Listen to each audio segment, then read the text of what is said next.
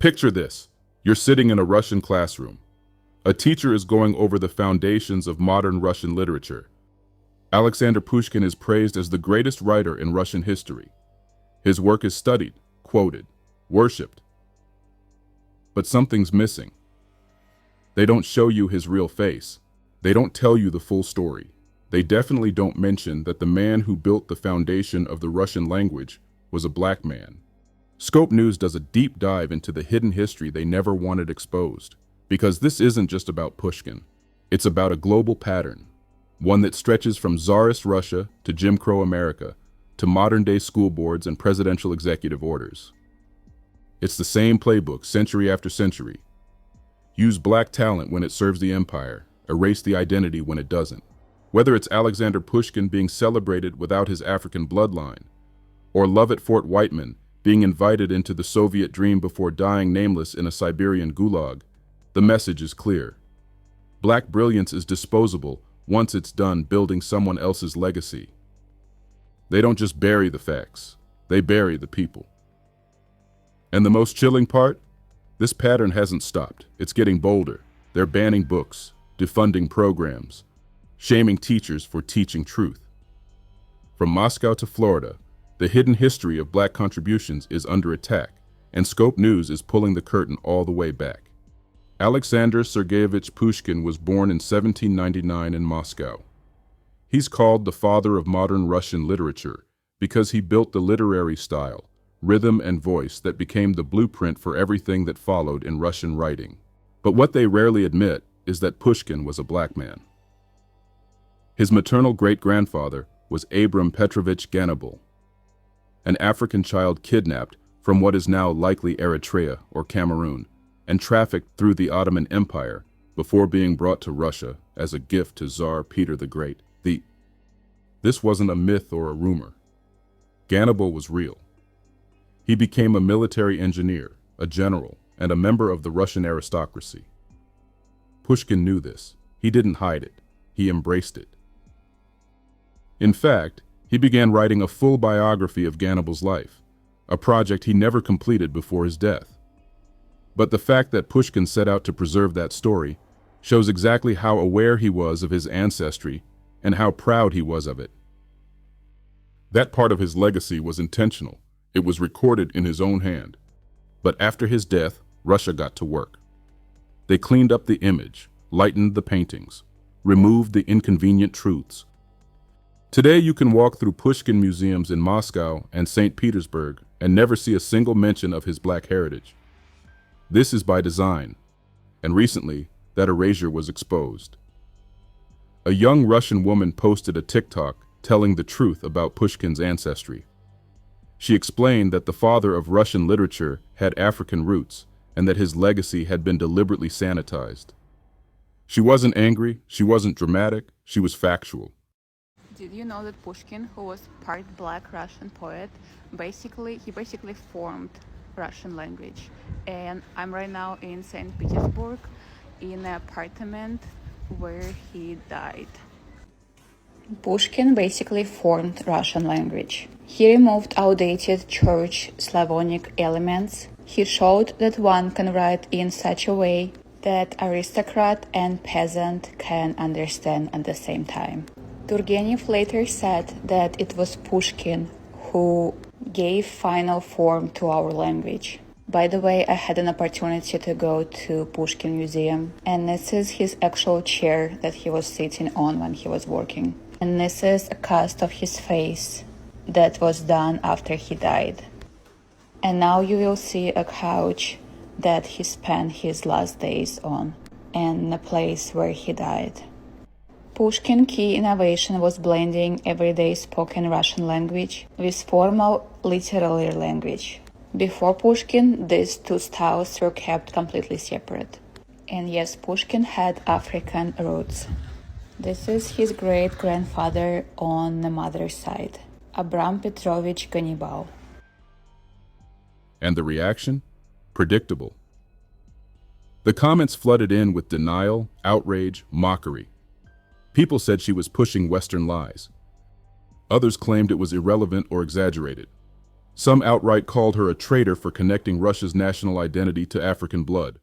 After the Russian Revolution of 1917, the new Soviet Union claimed to be a raceless, classless society. That promise attracted a small wave of Black Americans during the 1920s and 1930s, many of whom were fleeing segregation, lynchings, and economic exclusion under Jim Crow. These men and women believed the USSR could offer what America refused: dignity, safety, equality. But what they found was another version of control. One of the most well-known was Lovett Fort-Whiteman, a Black man from Texas who moved to Moscow and became the first African American admitted into the Soviet Communist International. At first, he was celebrated, used as a symbol of international solidarity. But in 1938, during Stalin's Great Purge, he was arrested, labeled a traitor, and sent to a Siberian labor camp. He died in prison, alone, forgotten by the same system that once praised him. This is part of Russia's hidden history with Black people. Welcomed when politically convenient, erased when no longer useful. The same script used on Pushkin, honored for his genius, but scrubbed of his African blood. Because history, real history, threatens control. When people realize that Black hands helped build global cultures, institutions, and languages, the myth of white exceptionalism starts to fall apart. And Pushkin's story is a direct threat to that myth. This isn't just about one man. It's part of a larger system designed to erase Black people from history the moment they contribute something powerful. It's the same strategy we've seen used for centuries.